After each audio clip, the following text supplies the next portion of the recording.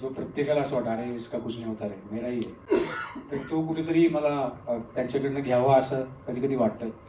पण विषय असा आहे की जेव्हा आता आपण त्या सिनेमासाठी आंदोलन केलं, मराठी सिनेमासाठी, त्याच्यानंतर आता विक्रांतजींनी सांगितलं की त्याविषयी शिंदे साहेबांशी चर्चा केल्यानंतर गृहसचिवांना बोलवून आपण तातडीची बैठक मंत्रालयात लावली होती. ही सगळी माहिती तुम्हाला आहे. त्यावेळेला सगळ्या गोष्टी डिस्कस झाल्या. आपण थिएटर्स ओनरला पण बोलवलं, मल्टिप्लेक्सवाल्यांना पण बोलवलं आणि त्यांच्याकडनं सुद्धा गोष्टी समजून घेतल्या की एक्झॅक्टली प्रॉब्लेम काय आहे. तर एक्झॅक्टली प्रॉब्लेम असा आहे की एक सर्टन शोज मराठी सिनेमाला द्यायचे अशी एक नियमावली जी शासनाकडनं हे झालेली आहे. पण होतं असं की एखादा दुनियादारीसारखा सिनेमा येतो किंवा एखादा लय भारीसारखा सिनेमा येतो किंवा एखादा बाई पण भारी देवासारखा सिनेमा येतो आणि तो वर्षभराचा सगळा जो कोटा आहे तो सगळा पूर्ण होऊन जातो त्या थिएटर मालकाचा. मग त्या मल्टिप्लेक्सवाल्याला असं होतं की अरे मी तर दिले माझे सगळे शो, माझं तर झालंय बॉस सगळं. त्यांची अडचण ऐकून घेतली की जेव्हा तुमचे शोज येतात आणि जेव्हा तुमचे सिनेमे लावायचं ठरतं तेव्हा जर का थिएटर 20% पण भरलं जात नसेल तर आम्हाला लागणारी वीज आणि आम्हाला लागणारा जो काही मेंटेनन्सचा खर्च आहे तो त्या शो मधून निघत नसेल आणि आम्हाला आमच्या खिशातनं पैसे घालून जर का ते शो चालवायला लागणार असतील तर मग आमची परिस्थिती कठीण होते.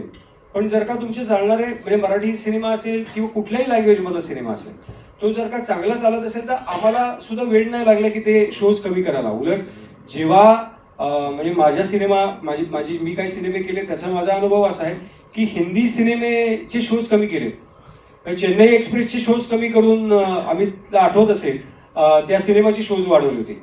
भाग मिल्खा भागचे शोज कमी करून मराठी सिनेमाचे शोज वाढवले होते. प्रभातला तर सकाळी 7चा शो होता. सो अशाही गोष्टी झालेल्या आहेत. तर यासाठी आपल्याला एकच करता येईल ते म्हणजे आपल्या हक्काचं थिएटर असलं पाहिजे.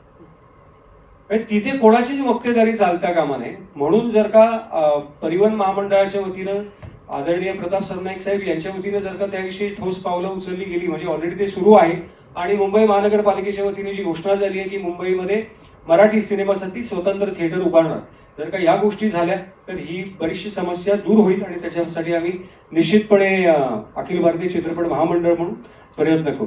आता होतं असं की बऱ्याचशा गोष्टी अखिल भारतीय चित्रपट महामंडळ करतं पण नुसतं आशिष शेलारांबरोबर फोटो काढून मी अनुदान मिळवून दिलं 100 सिनेमांना असे बोलणारे पण काळे गोरे लोक आहेत आमच्याकडे. आता काय बोलायचं. आणि एक बरं मी ऍक्टिंगच करतो. आमचे जे प्रतिस्पर्धी लोक आहेत ते ऍक्टिंग पण करतात, ते नंतर मग सेटवर जातात, मग त्यांना कळतं की अरे जेवणाचं पण कॉन्ट्रॅक्ट मिळत आहे, जेवणाचं पण कॉन्ट्रॅक्ट घेतात. मग कळतं अरे लॉजिंगची पण व्यवस्था करायची, अरे माझं हॉटेल पण आहे तर ते लॉजिंगची पण व्यवस्था घेतात. मग त्यांना कळतं जनरेटर पाहिजे, लाईट पण पाहिजे, मग ते म्हणतात त्याला देऊ नका काम, माझ्याकडे लाईट पण आहे जनरेटर पण आहे, हे पण मी देतो. 4 लोकांचं काम काढून स्वतःलाच कसं मिळेल असे काही माझे मित्र आहेत. त्यांच्या काळ्या धंद्याविषयी मी जास्त काही बोलणं योग्य राहणार नाही पण आहे असं फॅक्ट आहे. आणि हे माझे सगळे मित्र आहेत जे कलाकार, ते 10 वर्ष कुठे गायब असतात, ते 5 वर्षांनी निवडणूक आले की उभे राहायला येतात कुठून. ते समाजसेवा बाकीच्या वेळेला पण करायला पाहिजे ऍक्च्युली. हा बोला गावडे साहेब.